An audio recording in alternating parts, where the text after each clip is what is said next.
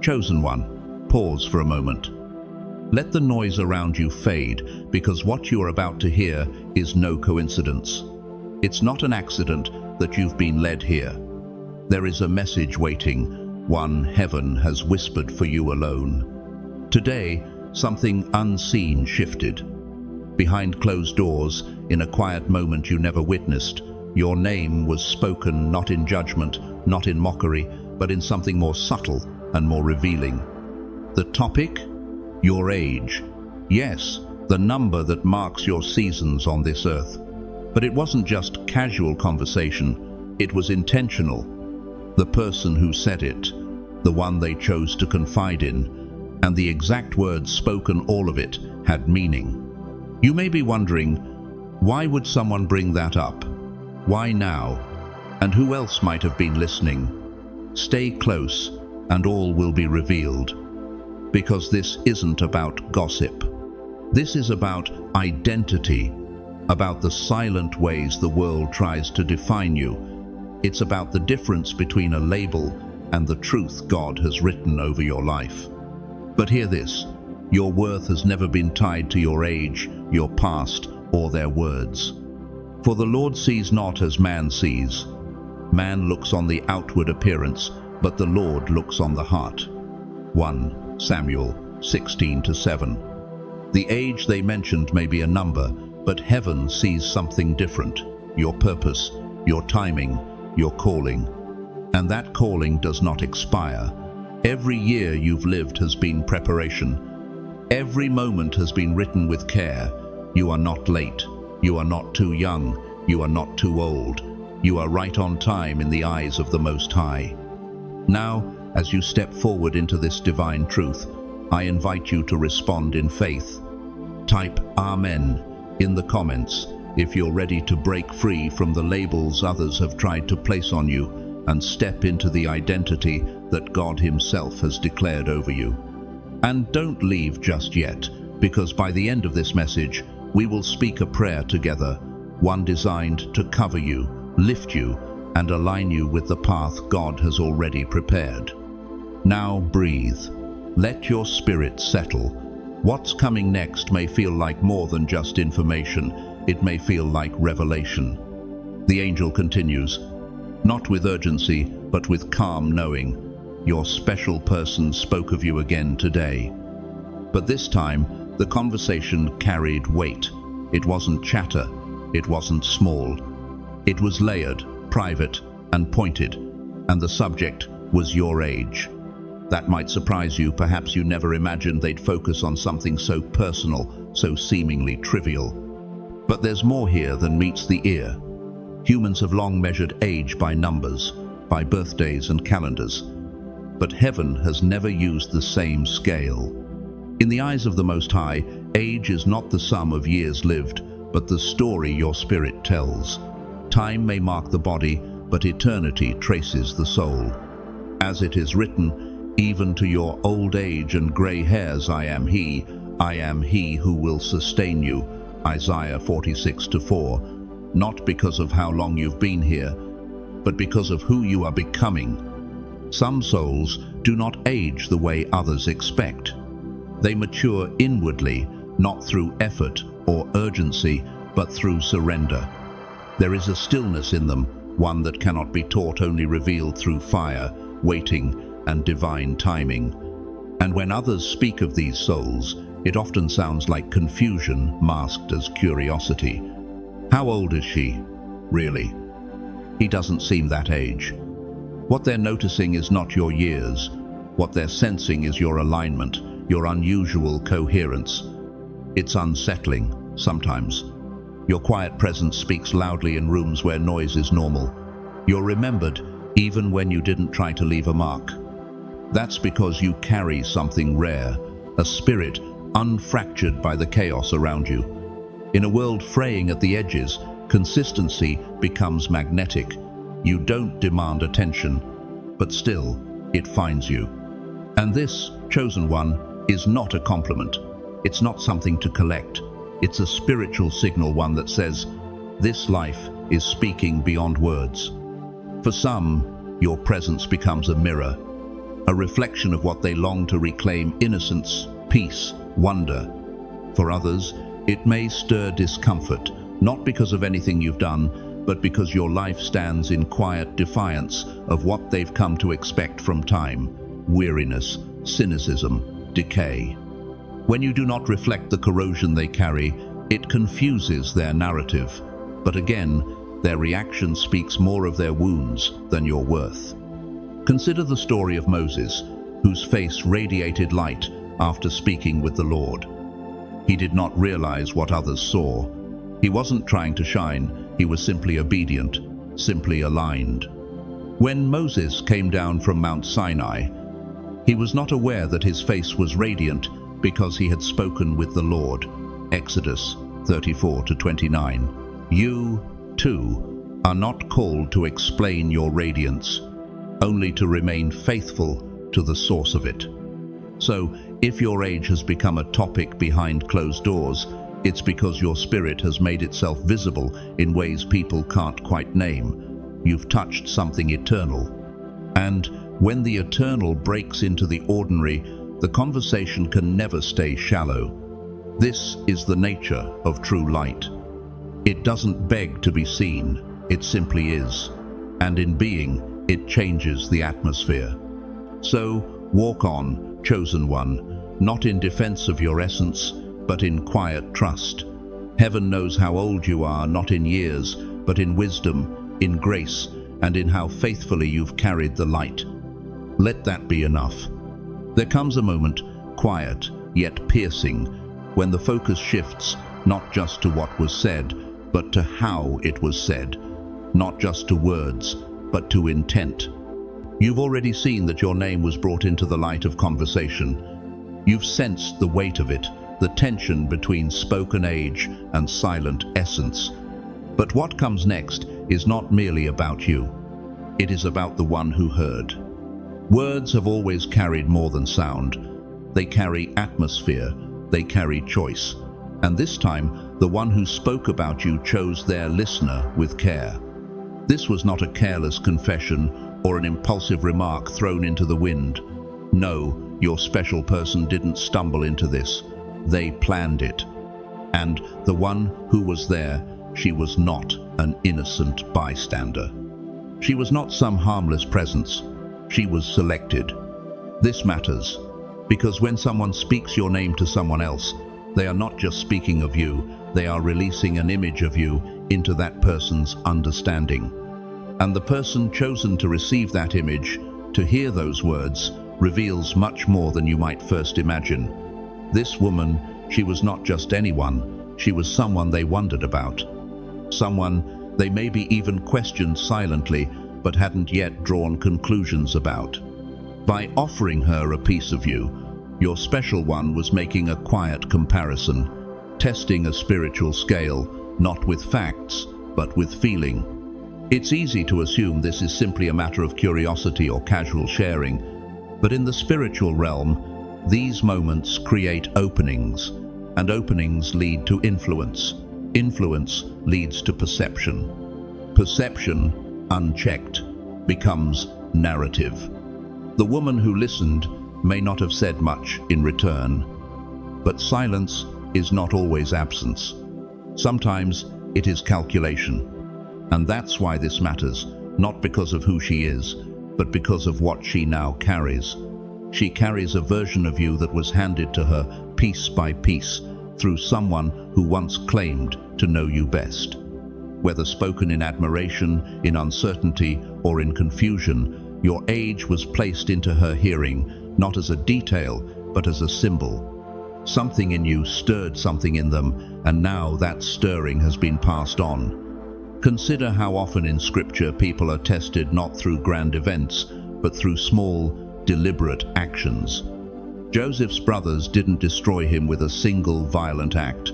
They talked first. They reasoned. They spoke of him when he wasn't there. And in those private words, in that shared silence among themselves, the plan was formed. "Here comes that dreamer," they said to one another. "Come now, let us kill him." Genesis 37:19-20. The plan was born in conversation long before it was carried out. The betrayal began with speech. Words, chosen one, are never neutral. They either build or bruise, either plant seeds or pull up roots. And when someone speaks your name in a moment of spiritual uncertainty, it reveals more than their thoughts. It reveals their struggle. It is often easier for the human heart to speak of someone than to sit with what that person's presence awakens in them. You may have never asked to be compared. You may never have invited the conversation, but you were brought into it. Your age became the symbol, but your essence was the real subject. This is not meant to sow suspicion. It is meant to bring clarity, because clarity protects peace. The woman who heard these words now holds an image of you that she did not earn, that you did not give, and that she may not rightly understand. And yet, she holds it. That alone is enough to change atmospheres, to shift dynamics, to stir emotion. But you, chosen one, are not held hostage by the stories others tell. You are not defined by who others invite into your sacred narrative. As Paul reminds the believers in Corinth, we are hard-pressed on every side, but not crushed, perplexed, but not in despair, struck down, but not destroyed. 2 Corinthians 4:8-9. The world may speak about you in shadows, but heaven still sees you in light. Let this truth steady your heart. When someone shares something sacred about you without your presence, it is not always a betrayal.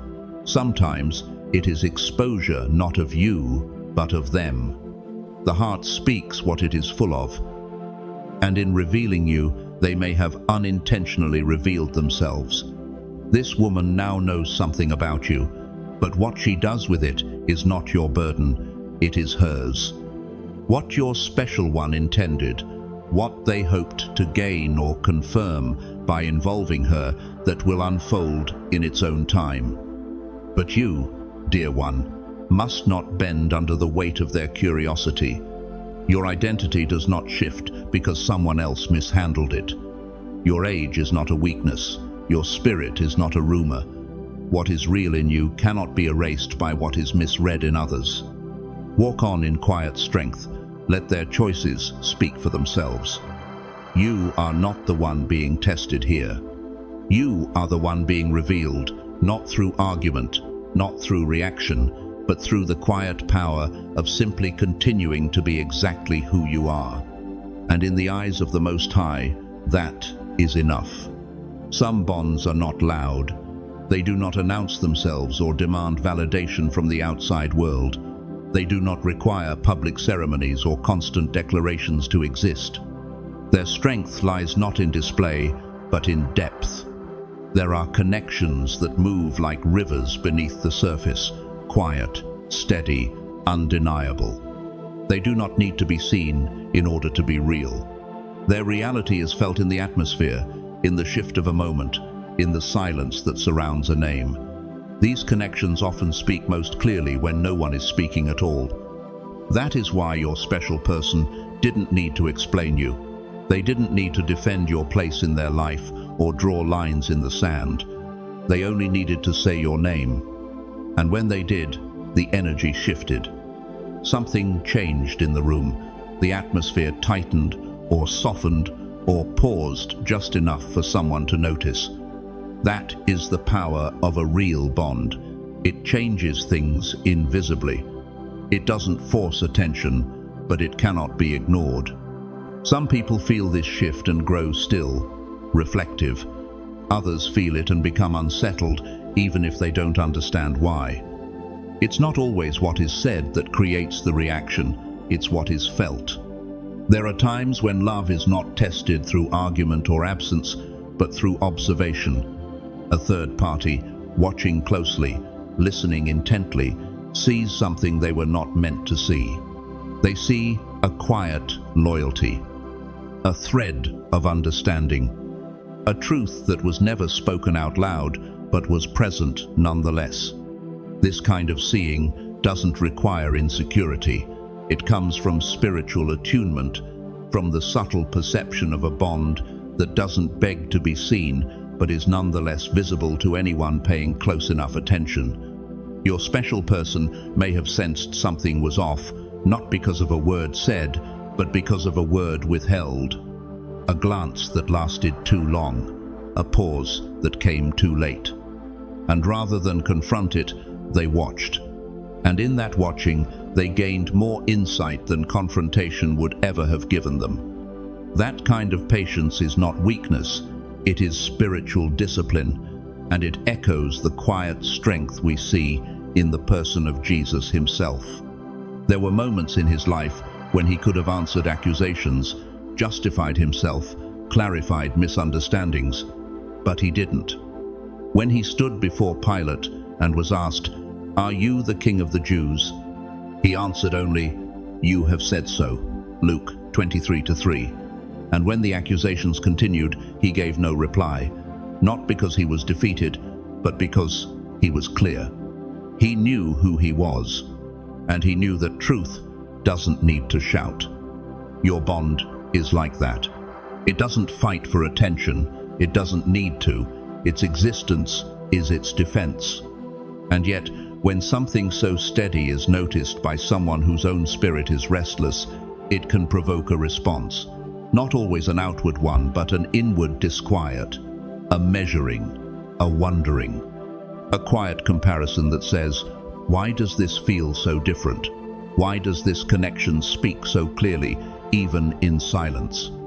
Sometimes people study what they do not understand. They observe without admitting it. They test the edges of a bond to see if it holds, to see if it falters under pressure.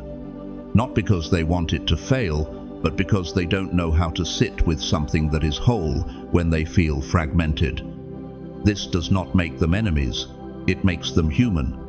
But it also reminds you of the responsibility that comes with authenticity. When you walk in what is real, you walk in what others will eventually see. You cannot always protect your bond from being noticed, but you can protect how you respond to being seen. And the greatest way to do that is not through defense, but through integrity. When your love does not change shape to fit someone else's comfort, when it does not shrink in the face of suspicion, when it does not perform under the pressure of eyes that don't understand, it becomes its own shield. We see this truth in the story of Ruth and Naomi. When Ruth chose to stay with Naomi after all was lost, she didn't make a show of it. She didn't demand recognition or reassurance. She simply said, "Where you go, I will go. Where you stay, I will stay. Your people will be my people, and your God, my God." Ruth 1:16. And in that quiet vow, made without spectacle, history shifted. A lineage began. A Messiah would one day come through the bloodline of that simple, unwavering commitment. This is the power of a connection that needs no audience to be real. And so, when your bond is watched, not challenged, not criticized, but observed, you are being trusted with something sacred. You are being asked, without words, will you remain consistent? Will you remain steady? Will you remain whole, even when others are unsure? This is why you are being asked to wait. Because truth unfolds at its own pace.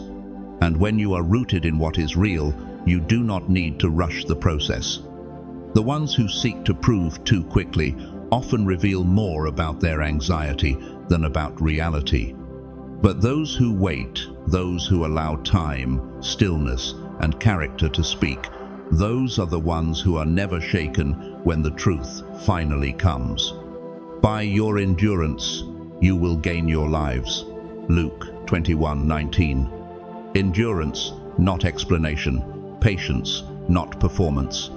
So if you feel the weight of being quietly watched, if your connection is stirring questions in places where insecurity hides, remember, that's not your burden to solve. You were never asked to make your love small enough to avoid notice. You were asked only to carry it well.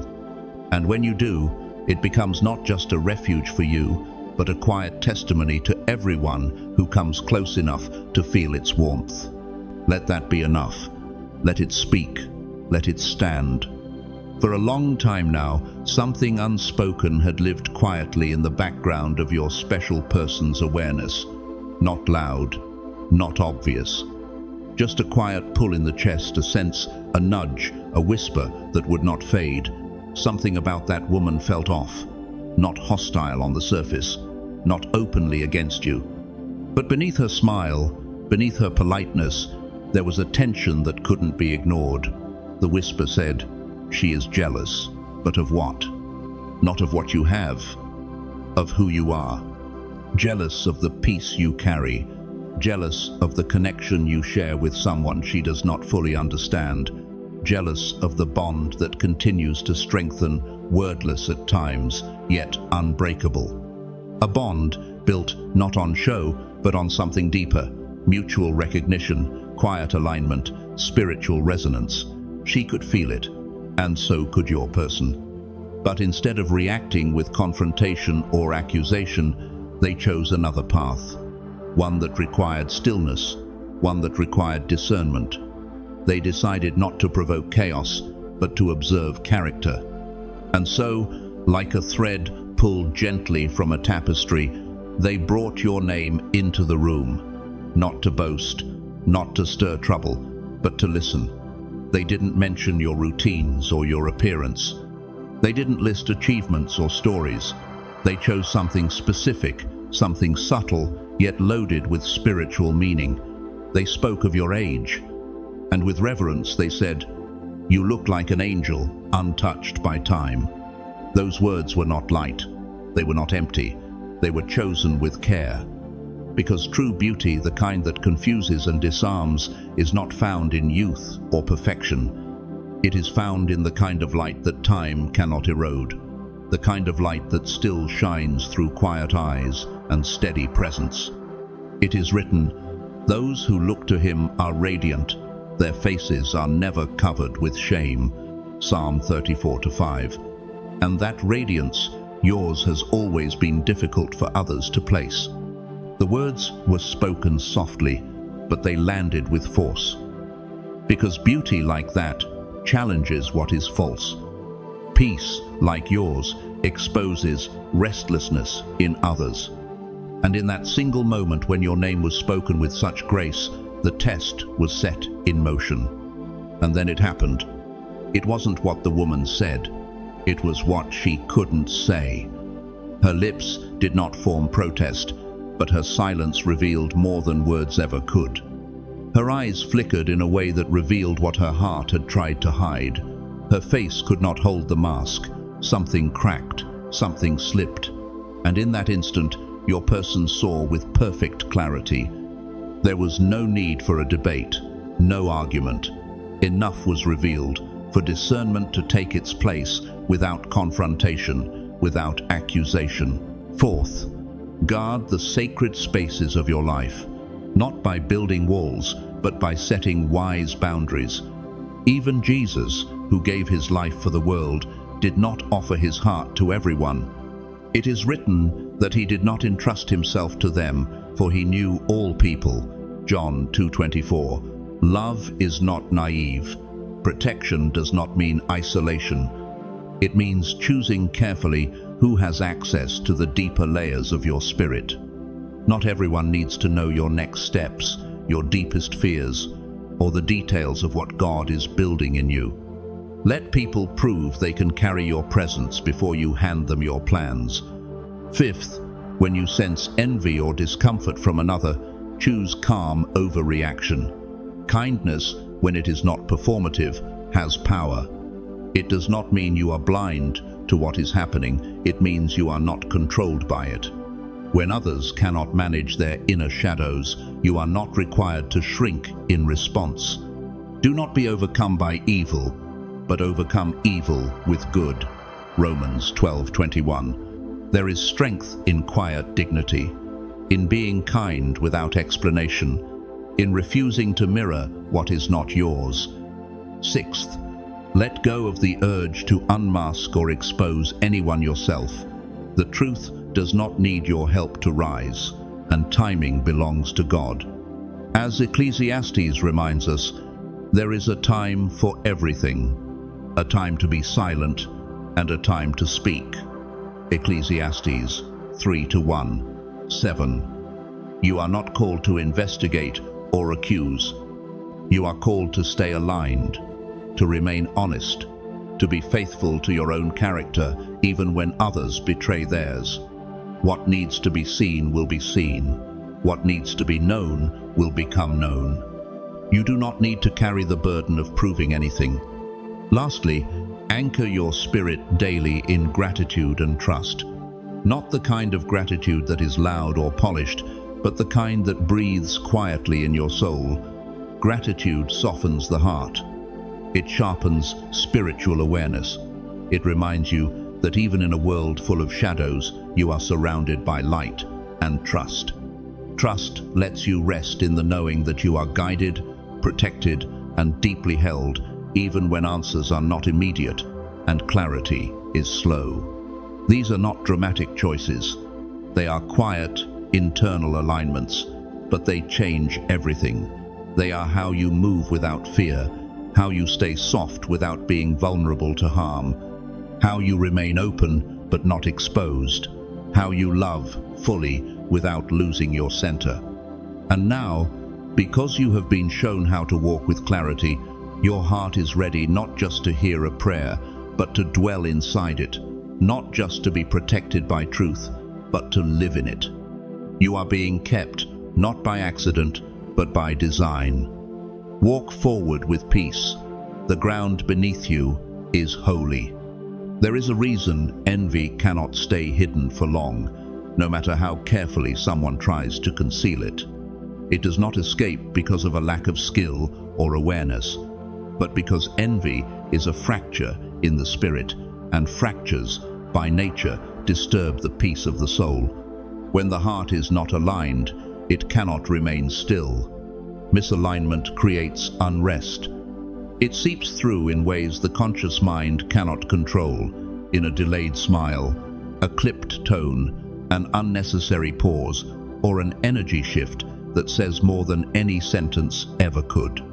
Spiritual purity has never been about appearing perfect. It is not about flawless words or faultless presentation. It is about alignment, a deep, interior congruence between what you think, what you feel, what you say, and how you move through the world. When your spirit is clean, it does not need to strain.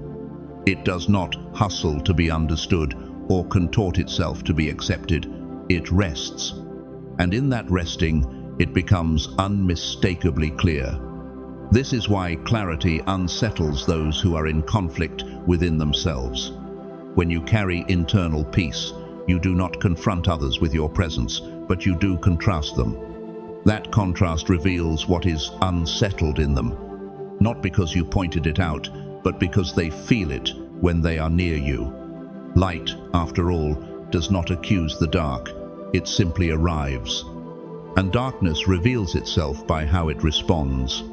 Jealousy, by its nature, cannot exist openly. It survives in performance. It must wear a mask to be tolerated, one of flattery, of friendliness, of feigned interest. But masks take energy. Pretense is heavy. And weight, over time, always exposes itself. That's why envy reveals itself, not through dramatic words, but in the subtle distortion of moments, a compliment that doesn't land right, a question that feels rehearsed, a silence that lasts too long after your name is spoken with warmth. These are the cracks in the mask, not loud, but loud enough for the spirit to hear. And the message you've received is not meant to make you fearful of others. It is meant to make you aware of yourself. You don't need to search for envy. You don't need to track it, expose it, or diagnose it in others. The truth is not your burden to carry into the light. It will rise on its own. When peace stands next to unrest, unrest becomes visible. When order meets disorder, disorder trembles. You need only remain steady. This is why you are not asked to explain yourself. not asked to defend your presence, not asked to correct someone's discomfort with your peace, because explanation is often a trap. It draws you into misunderstanding. It invites you into rooms where your truth will be misheard. Defense becomes invitation, and invitation creates entanglement. But stillness? Stillness reveals. Stillness has its own power. In quietness and trust is your strength. Isaiah 30-15. Spiritual cleanliness, true alignment, also keeps you from absorbing what does not belong to you. When your interior world is in order, foreign emotions do not stick. The bitterness in someone else's voice does not penetrate your joy. The tension in their silence does not disturb your stillness. You become a resting place, not a battlefield. You feel what is present, but you do not become it. That is spiritual maturity. That is peace in motion. Many believe that protection means building walls, drawing lines, or walking away. And yes, boundaries have their place. But the deepest protection is not distance, it is discernment. When your heart is clean, manipulation has nowhere to land. When your motives are honest, confusion cannot take hold. When your soul is whole, deception stands out not because you investigated it, but because it simply doesn't match your frequency. The truth becomes obvious, not forced, but felt. This is also why timing is so crucial in this message. The unveiling of what is hidden does not happen all at once. It happens slowly, gracefully, one layer at a time. Not because God is hesitant to reveal, but because the soul must be ready to receive. Pressure builds, circumstances shift, energy unravels. And eventually, the one who has carried pretense for too long can no longer carry it. The mask slips, not because you demanded it, but because the weight became too heavy. This message has shown you this.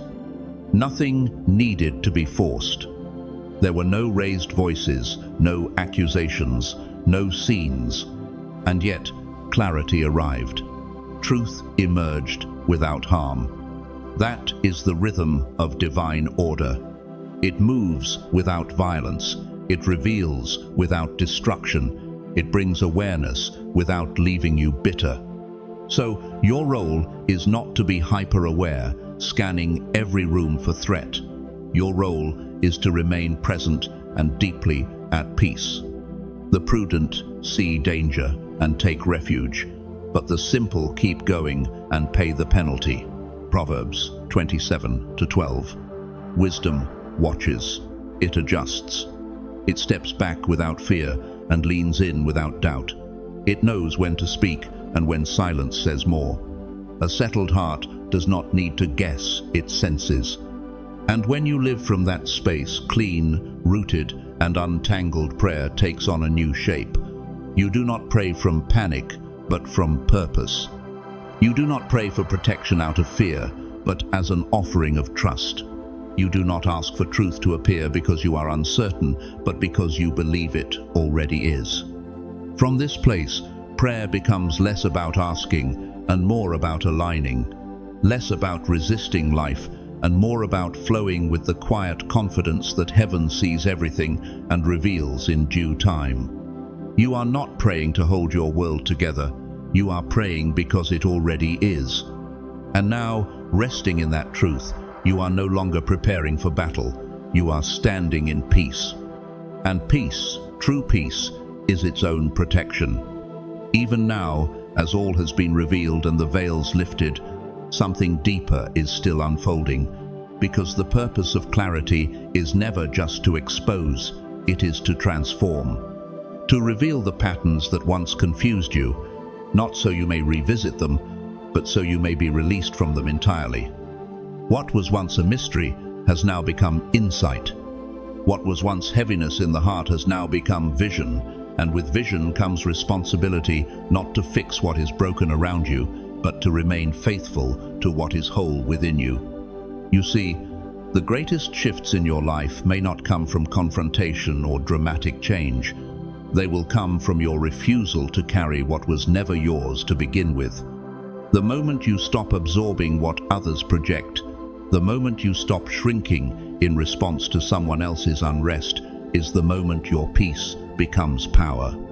And the more power you carry quietly, the more the world around you begins to reveal itself, not because you're provoking it, but because light has entered the room. God has always worked in this way.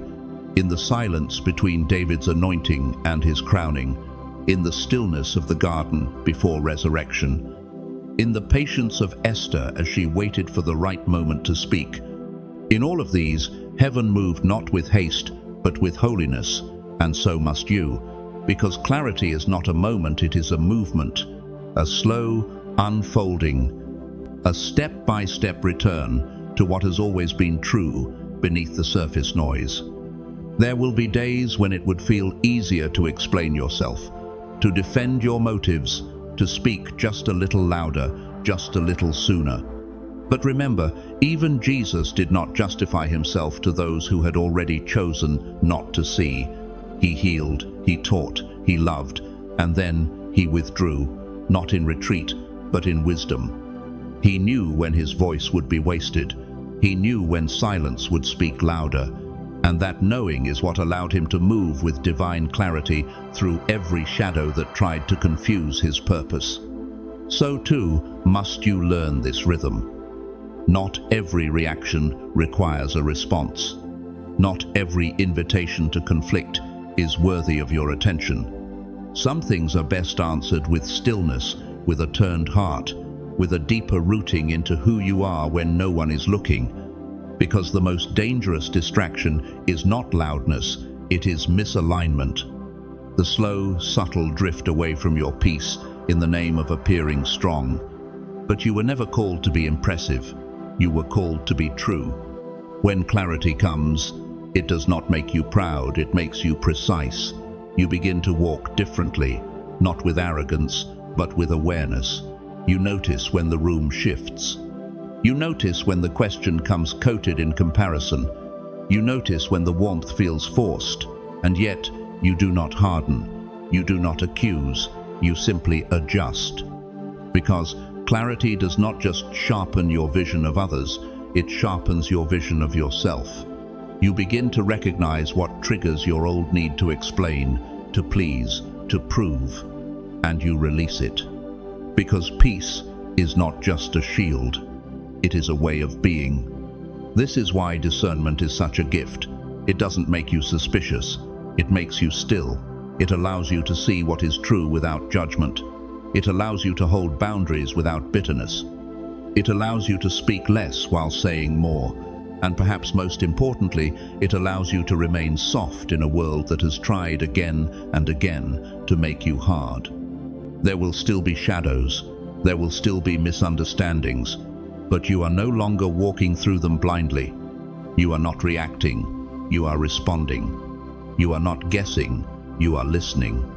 You are not guarding your heart in fear, you are guiding it in wisdom. And that, chosen one, is what makes all the difference. So, let this moment be more than reflection. Let it be a reset, not a return to who you were before the revelation, but a rise into who you were always becoming beneath the noise. You are no longer held back by needing to be understood. You are no longer tied to the version of yourself others created in your absence. You are no longer negotiating your light to make others feel comfortable in their shadows. You are here, present, aligned, whole. You are the proof that clarity is not a destination, but a way of walking, a way of living, a way of being that no longer waits for permission to be real. Now, chosen one, after all that has been revealed, we come to the most sacred part of this moment of prayer, not a reaction, not a request born from fear, but a quiet alignment with heaven. If your spirit has been stirred, if your clarity has deepened, then let this prayer find a resting place in you. Let it speak what your heart may not yet have words to say. Father in heaven, we come before you in stillness, not with noise, not with striving, but with reverence. You are the God who sees in secret, who speaks through silence, who reveals truth, not all at once, but gently, layer by layer, with wisdom and mercy. Today we bring before you the quiet things, the conversations that happened when we weren't in the room, the glances we felt but couldn't explain, the moments we knew, deep in our spirit, that something had shifted, yet had no proof to point to. We bring it all to you now, not for justice in our name, but for peace in our spirit. You are not the God of confusion. You are the God of clarity. Lord, thank you for the gift of discernment, for the unseen ways you've been speaking, even through tension, even through silence, for every time you whispered, "Wait," when we wanted to respond. For every moment, you invited us to observe instead of accuse. You have been training our ears to hear beneath the noise, and our hearts to trust beyond what eyes can see. We ask now for a deeper measure of wisdom, not the wisdom of the world, but the wisdom that comes from above. As it is written, the wisdom that comes from heaven is first of all pure, then peace-loving, considerate, submissive, full of mercy and good fruit, impartial and sincere. James 3:17. Let this wisdom take root in us. Let it cleanse our thoughts. Let it guide our boundaries. Let it protect our peace. Father, for every place in our lives where envy has tried to enter unnoticed, where false kindness, masked, hidden bitterness, shine your light, not to expose others for our sake, but to protect what is sacred within us. Teach us not to fear jealousy, but to see it for what it is, a signal that what we carry is real, that our light is not imagined, that our peace cannot be faked. Help us to respond with grace, with calm, with dignity. When we are spoken of in rooms where we are not present, help us not to retaliate, but to trust that truth always rises. Let us be still enough to hear you, strong enough to hold our peace, and wise enough to walk away from what no longer aligns with your calling on our lives. God, we release the weight of being misunderstood.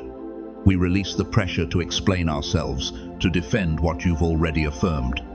May we stop wasting energy proving our worth to people who were never meant to carry our truth. We ask you to cleanse our spirits from offense, from bitterness, from the desire to be seen by those who cannot recognize what is real. Strip us of every urge to chase validation. Let our worth be rooted in you alone, you who search the heart, you who know our becoming.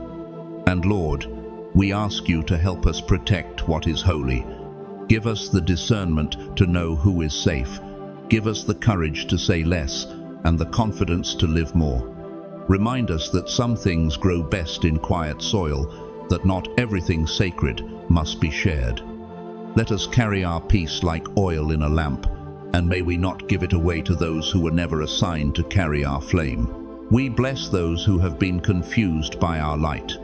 We bless those who have watched us from a distance, who have wondered without understanding. May their questions become invitations for you to work in their hearts. May their restlessness point them back to you. We release them from our expectations. We place them in your hands. Now, Lord, set a new rhythm within us, one of stillness and strength, one of inner order, one where clarity becomes our posture, not our performance. Let your Spirit walk before us into every room, every conversation, every relationship. We no longer walk in blind trust. We walk in clear vision. And from this clarity, we build. As it is written, the Lord will fight for you. You need only to be still. Exodus 14:14. So we will be still, not silent out of fear, but steady in trust. We will be quiet, not in retreat, but in wisdom. And in that quiet, we will listen. And in that listening, we will hear you say, "You are mine. Keep walking. I go before you." Father, thank you for the clarity you've already given and the peace you are still unfolding. Thank you that the masks are falling, not by our hands, but by your timing. Thank you that what is real will remain. And thank you for reminding us we do not need to fight for what you've already established. We are held, we are whole, and we are ready. In your holy name we pray. Amen. Thank you for sharing this moment of prayer and reflection. If something in today's message has met you in a place words couldn't before, let it be known not for attention, but as alignment. Leave a comment below and write, "I choose clarity." Let that be your quiet affirmation. Let that be your agreement with truth. And if this journey has helped you breathe deeper, walk stronger, or see more clearly, consider subscribing so you don't miss the next time Heaven speaks. Until then, stay grounded, stay aligned, and above all, stay at peace.